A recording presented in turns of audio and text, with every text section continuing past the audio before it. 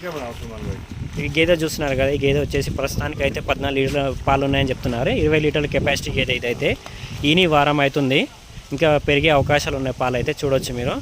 ఈ లొకేషన్ వచ్చేసి మనకు శంషాబాద్ దగ్గరలో ఉంటుంది. వీళ్ళ నెంబర్ డిస్క్రిప్షన్లో వీడియో పైన కూడా నెంబర్ మెన్షన్ చేస్తాం. చూడొచ్చు గేదె.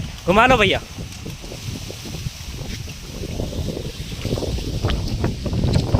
మార్నింగ్ లోడ్ దిగింది.